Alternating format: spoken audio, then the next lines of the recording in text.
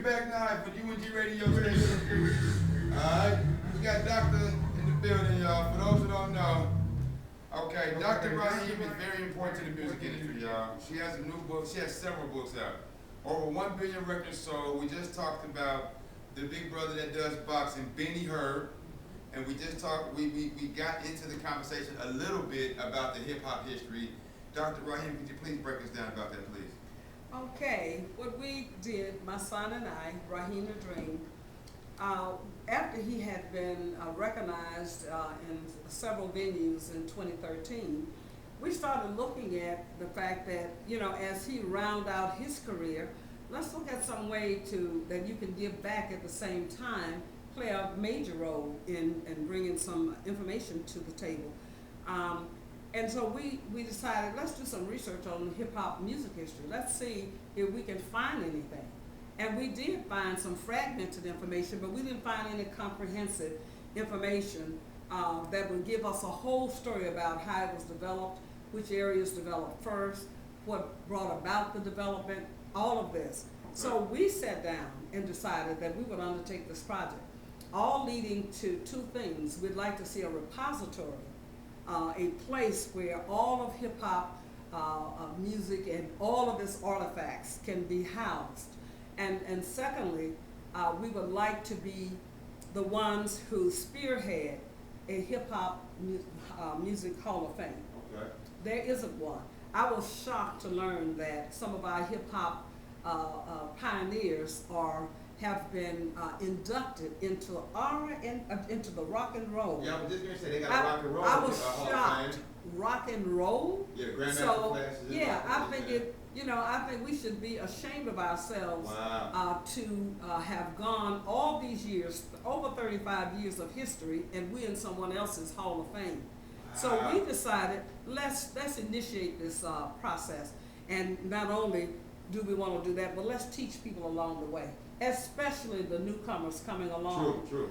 The babies who's making the money but has no sense of history, don't have any sense of direction. Wow. Where are we going other than I can get 10 cars, I can Tattoos have 5, and yes, tattoos, those are the big things, and I can have houses on every continent. Wow. So I think that we have to be able to leave something. We have to have a sense of who we are. I like the Hip Hop Hall of Fame.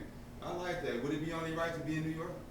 I think it should be in Atlanta, Georgia, because we've been the global leaders for the past 10 years.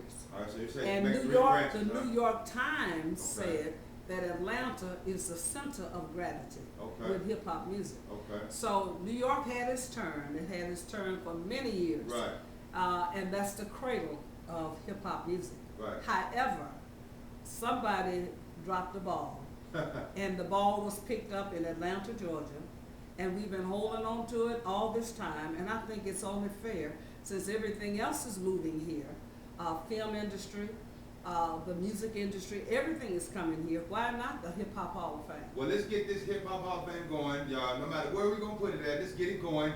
This is part of our history.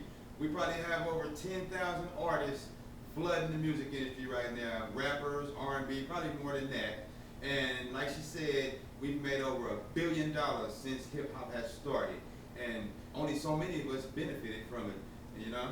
Not just $1 billion, 1 billion albums. 1 billion albums. Alone. There are other, singles and cassettes, other kinds of music CDs, but Right. the albums alone came to over 1 billion.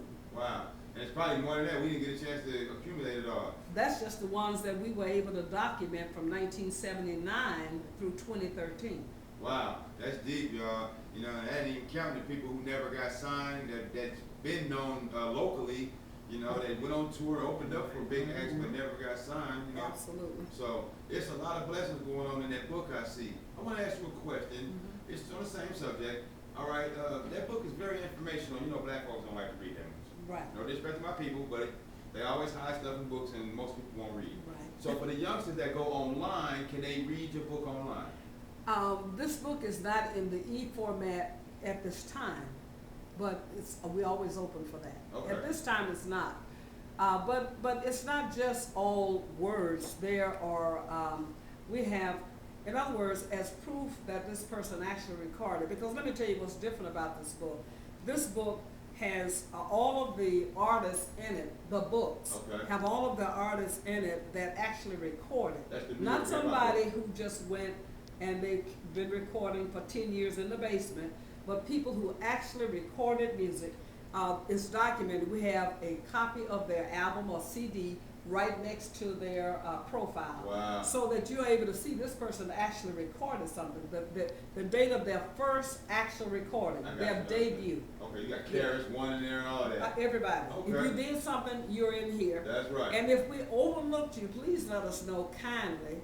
And in our new revised edition, we'd be delighted to put you in. No problem at all. Y'all heard that? Hit them up. What's your email so people will know? How can they get in contact with you? Well, you can go several ways.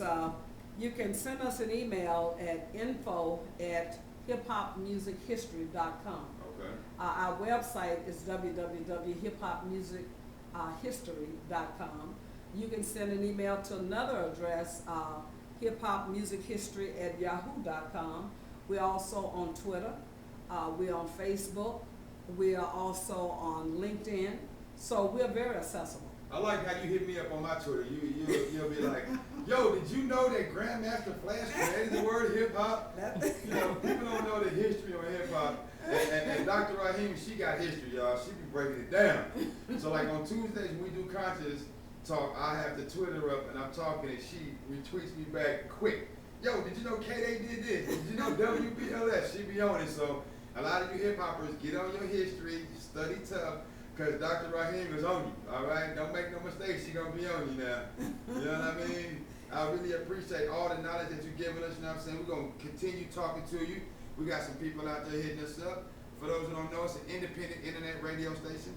Before we go to this break, could you tell the hip-hop world how important the internet radio is now? Man, listen, this is so new and great because whereas in the past, we had to look at mainstream radio to get information. Right. And mainstream wasn't always in the corner of hip hop. So that's something that changed because initially mainstream did not play hip hop music except in Atlanta on Friday night, 1 hour, which was called Fresh. Can't get it. My thought just don't left be mad at me. I'm from Australia. I've been messing with Atlanta for like 7-8 years. I really don't know, but it was for 1 hour only. Okay. And Mitch Faulkner, we must give him credit. Mitch Faulkner was the first person to go mainstream with hip hop music in 1986 when he played my son's music, Raheem the Dream, in peak time, traffic time, as people were getting off from work. He's also in this book for what he contributed, and that's what we call the hip-hop trivia in each one of the books, yes. Okay.